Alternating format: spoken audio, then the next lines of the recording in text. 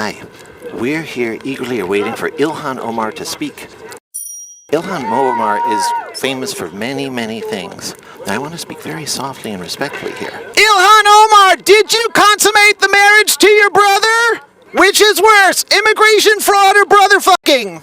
Are there any other relatives you fancy, Ilhan? How did your brother propose to you? Come on. Yeah. All right. Tax Billy. Want to really see something that said, take a look at what happened. Hey. Why this beat so cold? We will make America proud again.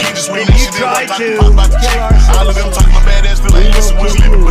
we will make America wealthy again. And yes, together, we will make America great again. To have a democracy, a beacon of hope for the world to now be turned into one of the worst countries. You know, I came as a kid and got that golden ticket. I'm grateful every single day that I get to live here, achieve my dreams, and raise my kids. But that is not the America that they stand for. I would say our country should be more fearful of white men across our country, because they are actually causing our country should be more fearful of white men across our country should be more fearful of white men across our country, because they are actually causing most of the Wait. Stop here. You can't make this up.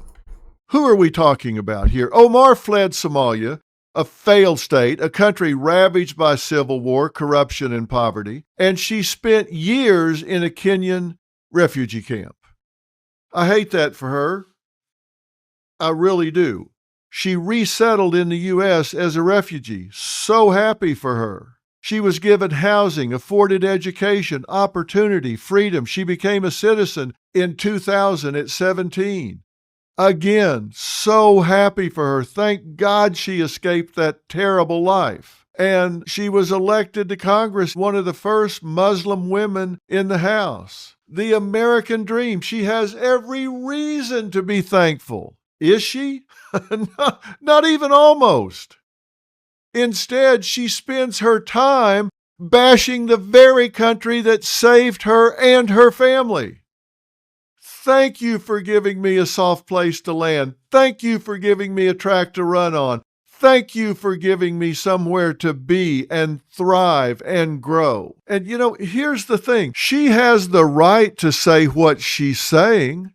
Culturally, psychologically, I think it's disgusting. But does she have the right to say it? Yeah, she does. Just like I have the right to say it's absolutely disgusting. And whoever voted for her now knows who they voted for and should kick her ass to the curb. Most shocking, instead of gratitude for America, she has the unmitigated gall to just spew nothing but unwavering disdain.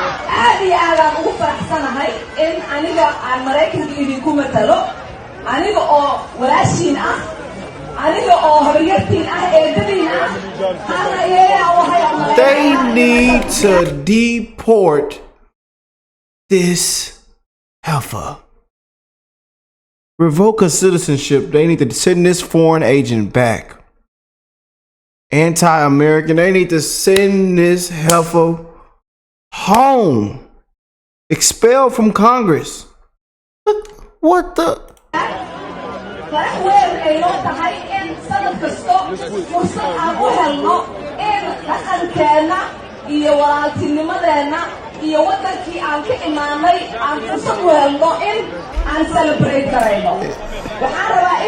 It just gets worse.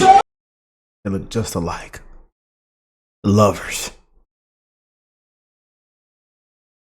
She lied on immigration forms. She appears to have married her own brother. And now the Trump administration is cracking down. And Representative Ilhan Omar, she now has very real reason to sweat getting deported for immigration fraud. This is Kyle Becker with Common Sense Journalism. President Donald Trump's Department of Justice is preparing to unleash a sweeping new campaign targeting foreign nationals who lied, defrauded, or committed crimes to obtain U.S. citizenship. And it's sending shockwaves through D.C. A newly circulated DOJ memo, issued by Assistant Attorney General Brett A. Shoemate, instructs federal attorneys to, quote, prioritize and maximally pursue denaturalization proceedings, unquote, including against individuals who conceal gang ties, human rights abuses, financial crimes, or simply committed fraud in the naturalization process. That last category is key because according to overwhelming documentation, Representative Ilhan Omar, she checks all the boxes. For years, credible allegations have circulated that Ilhan Omar lied on her immigration documents, used a false name, and even married her own biological brother in an immigration fraud scheme to help him gain legal status in the United States. So it's been known for quite a while that Ilhan Omar apparently married her own brother to help him gain entry illegally into the country. That's a violation of immigration law. That actually happened, it turns out. And now we're learning the FBI had evidence to confirm it, but didn't do anything about it. Miranda Devine is an actual journalist. She works at the New York Post, where she writes a column. She joins us tonight to explain what exactly happened. Miranda, thanks so much for coming on. Pleasure, Tucker. Well, some basically Republican operatives up in Minnesota decided to spend hundreds of thousands of dollars on private investigators to really find out if Ilhan Omar was a genetic match, the DNA match, to the man who was her second husband. They went to 3 continents. They found a cigarette butt and a drinking straw, which they decided, they sent it to a DNA laboratory and found conclusively that the DNA matched, that the second husband was a sibling, according to this DNA sample. So the very day that they were going to unleash this on the world, and in fact I was interviewing one of the people involved, the FBI swooped on the gentleman, Anton Lazaro, from this Republican PAC up in Minnesota, and arrested him on some different charges. Who knows whether he's guilty or not guilty. I mean, he's not guilty until proven, but he's in jail. And so his story never got to see the light of day. I mean, luckily he'd told the FBI they were not interested. They told him the statute of limitations had run out. We managed to see the website before he took it down, before he was arrested, and managed to report the story such as it was. These claims have been backed up by archived school records, immigration timelines, and social media evidence, and were reportedly in the hands of the FBI as early as 2016. And yet, nothing happened. Now, under President Trump, that may change. The DOJ's denaturalization memo states civil proceedings will be prioritized in cases involving fraud or misrepresentation during the naturalization process, gang membership, terrorism or espionage, human trafficking or sexual offenses, or any other material deception that enabled a person to unlawfully become a U.S. citizen. And here's the kicker. These are civil proceedings, meaning the burden of proof is lower, and there's no right to a court-appointed lawyer. Should have been deported. If the government has the evidence, it can strip citizenship and initiate removal proceedings. The DOJ memo comes just weeks after a judge stripped citizenship from Elliot Duke, a convicted child predator and U.S. veteran who lied on his naturalization paperwork. If they could denaturalize him, well, Ilhan Omar may be next. And the Democrats are already panicking. Heritage Foundation's Hans von Spakovsky summed it up.